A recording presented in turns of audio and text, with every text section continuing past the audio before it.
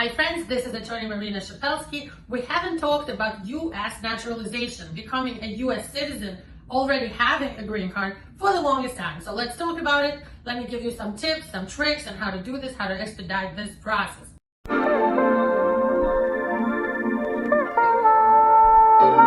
First of all, let's talk about a separate class of people who got their green card through marriage to U.S. citizen, and their green card is only good for 2 years. It's a conditional green card.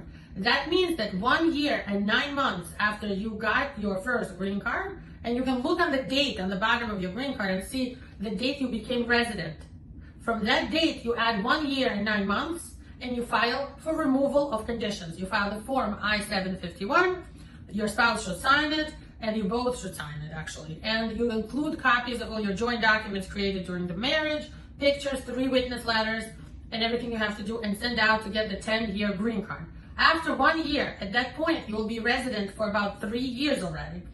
You could even file 90 days before that. You can also file simultaneously. I know you haven't gotten a decision on the 2-year green card situation yet at that point, but you can file after 3 years of residence for citizenship, for naturalization. You file the form N-400, although I personally don't always recommend to do that, but for some people it's a good solution to get both in at the same time, and then the officer will have to interview you for both the removal of conditions and naturalization U.S. citizenship.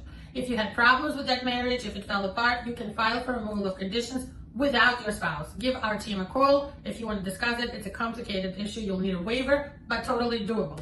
Now, if you have that under your belt, you got your green card, you've had it for 3 years, if this is through a marriage, and you're still married to the U.S. citizen, living with him or her under the same roof, or whether you got your green card through asylum or family unification or work or other ways, you file after 5 years. By the way, VAWA, people who are married to a U.S. citizen, also get their citizenship after only 3 years. So it's expedited for people married to a U.S. citizen and still married, or VAWA who are married to a U.S. citizen. Everyone else has to wait 5 years. That means you can file for naturalization for U.S. citizenship after only 4 years and 9 months. You get that 90-day early grace period to file for citizenship. What do you need to show? First of all, good moral character. If you are like a decent person, you're working, and so on. So that means you should include that 5 years or 4 years tax returns, a copy of your green card front and back, your divorces, your marriage certificate, changes of name if you had them. In addition to that, if you have been arrested, you want to include certificates of disposition. And if it's a serious matter, you might not even be able to qualify for citizenship. So definitely talk to a lawyer if you've been arrested. Definitely consult with an attorney if you should be filing for U.S. citizenship at all. Also, there's issues with people having been absent from U.S., traveling out of U.S. for a long time, and also consult an attorney about that. So you interrupted your continuing presence in the United States. So for the purposes of citizenship, you want to show you're a good moral person, you haven't had major arrests, or hopefully no arrests at all, you're paying taxes. If you're married and you have kids and you were divorced, you need to show you're good on paying your child support. You're in good standing. You don't owe child support. That might mean a letter from the child support collection unit in your state, or even a letter from your ex showing you've been paying on time and you don't owe anything to them for child support. That's a big part of this. And proving that you haven't interrupted your presence here. They'll want to see all of your trips in the last 5 years. How do we determine how many days you've been outside of the States?